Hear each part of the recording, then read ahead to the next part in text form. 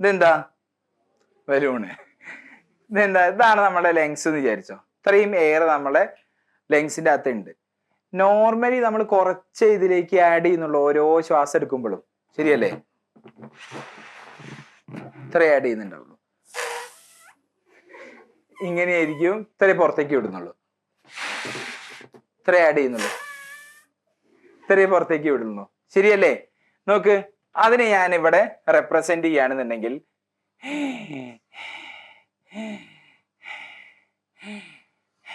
ഇതാണ് എൻ്റെ normal breathing. അപ്പൊ നോർമൽ ബ്രീത്തിലേക്ക് ഞാൻ ഇൻഹെയില് ചെയ്ത്, നോർമൽ ബ്രീത്തിങ്ങിന്റെ സമയത്ത് ഇൻഹെയില് ചെയ്ത volume of air or normal ബ്രീത്തിങ്ങിന്റെ സമയത്ത് എക്സ്ഹെയിൽ ചെയ്ത എയർ, അതിനെയാണ് ഞാൻ എന്തെന്ന് വിളിക്കുന്നത്? ടൈഡൽ വോളിയം എന്ന് വിളിക്കുന്നത്, ശരിയല്ലേ? So this is tidal volume.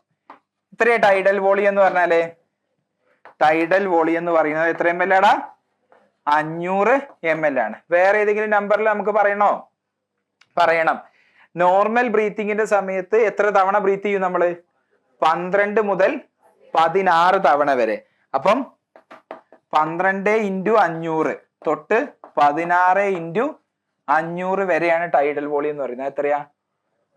6000 to 8000 8000 milli ആണ് ടൈഡൽ വോളിയം എന്ന് പറയും. ഇനി നമുക്ക് നോർമലി ഇൻസ്പയർ ചെയ്യുന്നതിനെക്കാട്ടിൽ എത്രയോ കപ്പാസിറ്റി ഉണ്ട് നമ്മളുടെ ലെങ്സിന്.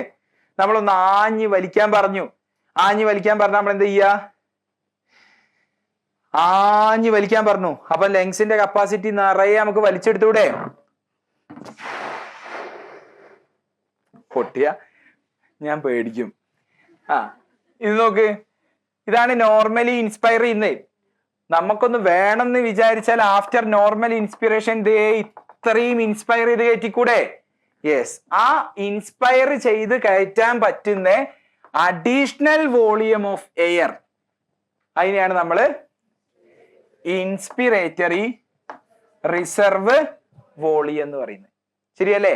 ഇൻസ്പിറേറ്ററി റിസർവ് വോളിയത്തിന്റെ വോളിയം എത്രയാടാ? പറയ്. 2500 തൊട്ട് 3000 ml വരെയാണ്. ഓക്കെ, ഇനി ഞാൻ ആ ഇൻസ്പിറേറ്ററി റിസർവ് വോളിയം ഞാൻ പുറത്തേക്ക് കളഞ്ഞു. അപ്പൊ ഇവിടെ എത്തി, ഇതാ ഇവിടെ എത്തി. അപ്പൊ ഇനി ഞാൻ എത്രയും കൂടെ പുറത്തേക്ക് കളയാനുണ്ട്? ടൈഡൽ വോളിയം കൂടെ പുറത്തേക്ക് കളഞ്ഞു. ഇതാണ് നോർമലി ഞാൻ പുറത്തേക്ക് കളയുന്നത്. ലെങ്സിൽ ഇത്ര ബാക്കിയാവാറുണ്ട്. ഞാൻ വേണമെന്നുണ്ടെങ്കിൽ എനിക്ക് ഫോഴ്സ്ഫുള്ളി കുറച്ച് പുറത്തേക്ക് കളഞ്ഞൂടെ? അല്ലേ? നിങ്ങൾ നോർമൽ ബ്രീത്ത് ചെയ്യുന്ന അത്രയാണോ സാധാരണ, അത്രയാണോ മാക്സിമം നിങ്ങൾക്ക് പുറത്തേക്ക് കളയാൻ പറ്റുക? ഇല്ല. അതൊരു മത്സരമാക്കി എടുക്കുകയാണെന്നുണ്ടെങ്കിൽ നിങ്ങൾ മാക്സിമം പുറത്തേക്ക് എയർ കളയും, അല്ലേ? അപ്പം എല്ലാവരും മാക്സിമം പുറത്തേക്ക് എയർ കളയാൻ പറഞ്ഞാൽ നിങ്ങൾ എന്താ ചെയ്യുക?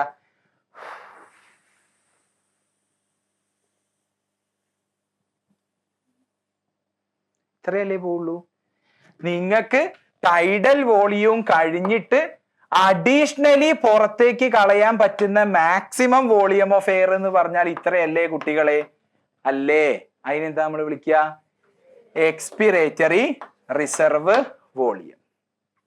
ഇനി ഞാൻ ഒരു മത്സരം പോലെ അല്ലെങ്കിൽ ഒരു ബെറ്റ് പോലെ വെച്ച് ലെങ്സിലുള്ള ഫുൾ എയർ പുറത്തേക്ക് കളയുകയാണെന്നുണ്ടെങ്കിൽ 2 ബിരിയാണി എന്ന് പറഞ്ഞു. ശിവാനന്ദൊന്ന് നോക്കും. ഐസറിന് വേണ്ടിയിട്ടുള്ള ഒരു എക്സ്ക്ലൂസീവ് കോച്ചിങ് ആണോ നിങ്ങൾ നോക്കുന്നത്? ഐസറിന് വേണ്ടി മാത്രം ടൈലർ മെയ്ഡ് ആയിട്ടുള്ള ക്ലാസ്സുകൾ, ഐസറിലെ സ്റ്റുഡൻസ് നിങ്ങൾക്ക് തരുന്ന മെന്റർഷിപ്പ്, വീക്ക്ലി ടെസ്റ്റ്, മന്ത്ലി ടെസ്റ്റുകൾ, ഇതെല്ലാം അടങ്ങുന്ന ഒരു എക്സ്ക്ലൂസീവ് ആയിട്ടുള്ള ഐസർ കോച്ചിങ് പ്രോഗ്രാമിന്റെ കൂടുതൽ ഡീറ്റെയിൽസ് അറിയാൻ വേണ്ടിയിട്ട് താഴെ ഞാൻ ഡിസ്ക്രിപ്ഷനിൽ ഡീറ്റെയിൽസ് കൊടുക്കുന്നുണ്ട്. ഈ ഫോൺ നമ്പറിലും നിങ്ങൾക്ക് കോൺടാക്ട് ചെയ്യാവുന്നതാണ്. അപ്പോൾ മാക്സിമം കളയാൻ പറഞ്ഞ്, മാക്സിമം കളയാൻ പറയുമ്പോൾ നിങ്ങൾക്ക് കളയാൻ പറ്റുന്ന മാക്സിമം നിങ്ങൾ കളഞ്ഞു. എക്സ്പിറേറ്ററി റിസർവ് വോളിയം കളഞ്ഞു. എന്നാലും ലെങ്സിൽ ഇത്ര ബാക്കി ഉണ്ടാവില്ലേ? ഈ ബാക്കി കിടക്കുന്ന വോളിയം ഓഫ് എയറിനെയാണ് നമ്മൾ എന്തെന്ന് വിളിക്കുന്നത്? റെസിഡുവൽ വോളിയം എന്ന് വിളിക്കുക. അപ്പൊ ഈ എക്സ്പിറേറ്ററി റിസർവ് വോളിയത്തിന്റെ എമൗണ്ട് എന്ന് പറയുന്നത് എത്രയാടാ? 1000 to 1100. ഞാൻ തെറ്റിക്കുന്നില്ലല്ലോ, നോക്കണേ. റെസിഡുവൽ വോളിയം എന്ന് പറഞ്ഞാൽ 1100 to 1200. തെറ്റിച്ചിട്ടോ? ഇല്ല.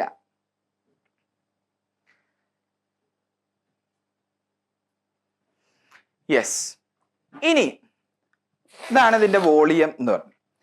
ഇനി ഇതിന്റെ കോമ്പിനേഷൻ ആണ് കപ്പാസിറ്റീസ് എന്ന് പറയുന്നത്. നോക്ക്, ഈ റെസിഡ്യുവൽ വോളിയത്തിന്റെ റെലവൻസ് എന്താണ്? എന്തിനാണ് ഈ റെസിഡ്യുവൽ വോളിയം? എന്തിനാണ് ഒരിക്കലും നമുക്ക് ഉപയോഗിക്കാൻ പറ്റാത്ത ഒരു റെസിഡ്യുവൽ വോളിയം നമ്മുടെ ലങ്സിന്റെ അകത്ത്? ഇനി ഇതിനെ ലെങ്സ് ആയിട്ട് കാണൽ നിർത്തുക. ഇതിനൊരു ഇൻഡിവിജ്വൽ ആൽവിയോളൈ ആയിട്ട് കാണും. ഇതൊരു ഇൻഡിവിജ്വൽ ആൽവിയോളൈ ആട്ടോ. നമ്മൾ ബ്രീത്ത് ഔട്ട് ചെയ്തിട്ട് കംപ്ലീറ്റ്ലി ലങ്സിലെ എല്ലാ എയറും ഇവാക്വേറ്റ് ചെയ്യാൻ പറ്റും എന്ന് സങ്കല്പിക്കുകയാണെന്നുണ്ടെങ്കിൽ എന്താ ഈ ആൽവിയോളൈക്ക് വരുന്ന പ്രശ്നം? ഇത് ഓരോ ആൽവിയോളൈ ആണ്. ഇങ്ങനെ ഒരു റെസിഡ്യുവൽ വോളിയം ഉണ്ടെങ്കിൽ ഇങ്ങനെയാവും ശ്വാസം എടുക്കുന്ന സമയത്ത് ആൽവിയോളൈ. എത്ര എയർ പുറത്തേക്ക് പോയാലും ഇത്രയും ബാക്കി കിടക്കും അല്ലേ? ഇതില്ലെങ്കിൽ എന്താണ് ആവുക എന്നുള്ളതൊന്ന് ചിന്തിച്ചു നോക്ക്. എന്താ ഫുൾ എയർ നിന്ന് പോയാൽ ഈ ആൽവിയോളൈന്റെ വോള് തമ്മിൽ ഒട്ടിപ്പിടിച്ചാൽ ഇത് കൊളാപ്സ് ആവും. രണ്ടാമതിന് വർക്ക് ചെയ്യാൻ പറ്റാത്ത രീതിയിലാവും.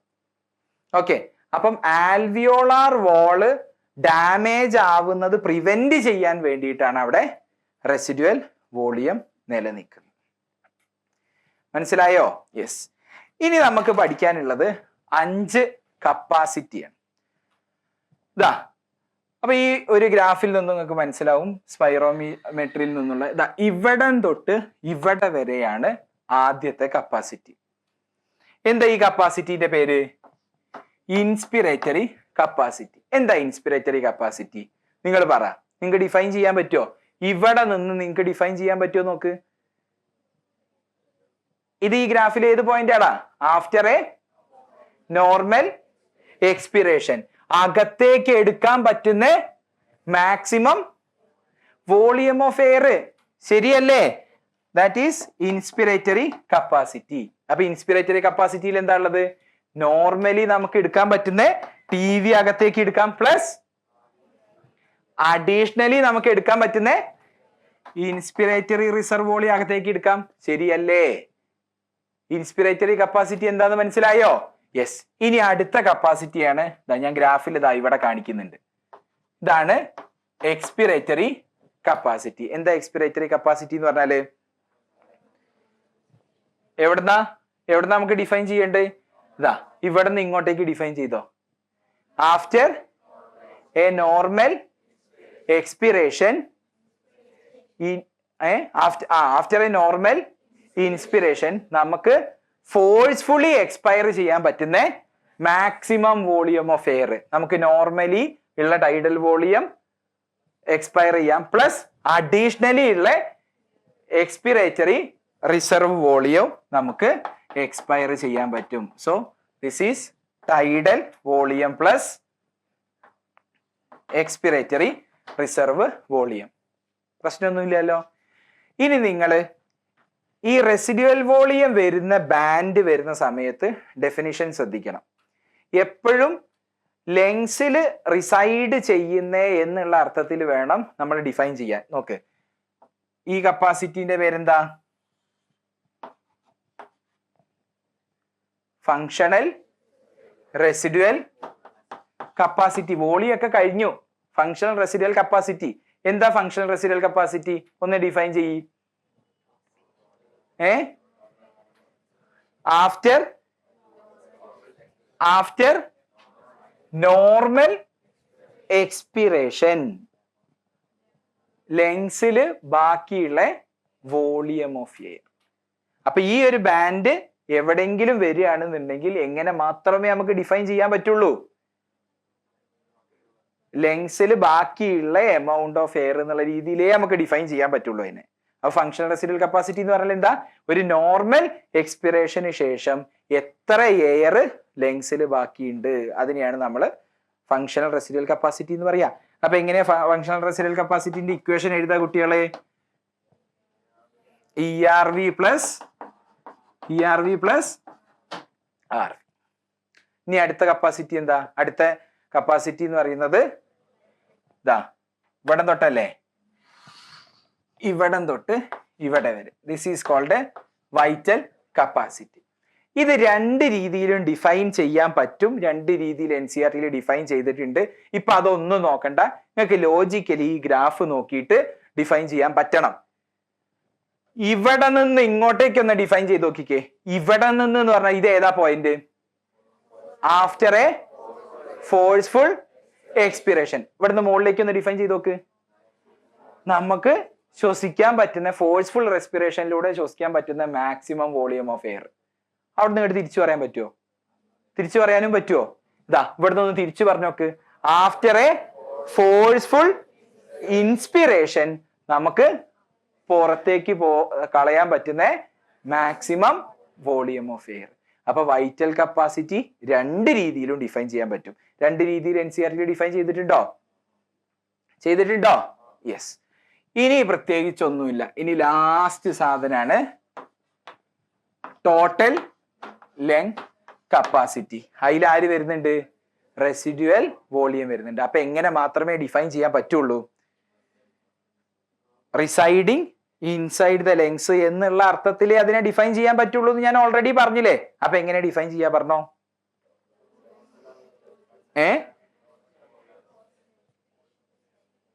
After A forceful inspiration volume of air remaining in the lengths. അതായത് നിങ്ങളുടെ ലെങ്സിന്റെ ടോട്ടൽ കപ്പാസിറ്റി എന്താണെന്നുള്ളത്.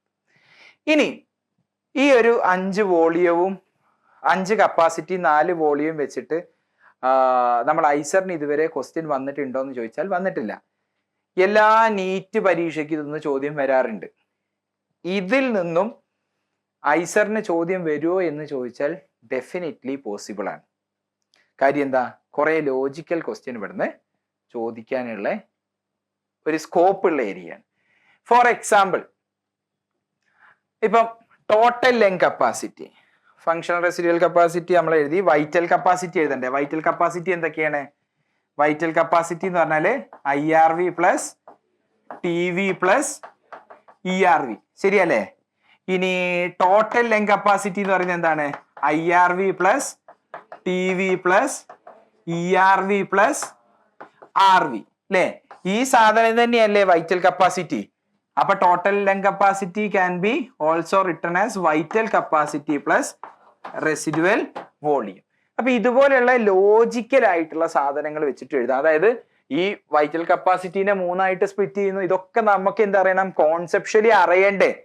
അപ്പൊ ഈ ഒരു ഗ്രാഫിലൂടെ നിങ്ങൾ ഈ വോളിയം കപ്പാസിറ്റിയും പഠിച്ചാല് പിന്നെ നിങ്ങൾക്ക് ഇതിൽ നിന്നും വരുന്ന ഫോർമുല ബേസ്ഡ് ക്വസ്റ്റ്യൻസ് ആയിക്കോട്ടെ, കോൺസെപ്ച്വൽ ക്വസ്റ്റ്യൻ ആയിക്കോട്ടെ, എല്ലാം എഴുതാൻ പറ്റും. ആൻഡ് ഇവിടെ കോൺസെപ്ച്വൽ ക്വസ്റ്റ്യൻ ചോദിക്കാനുള്ള സ്കോപ്പും ഉണ്ട്.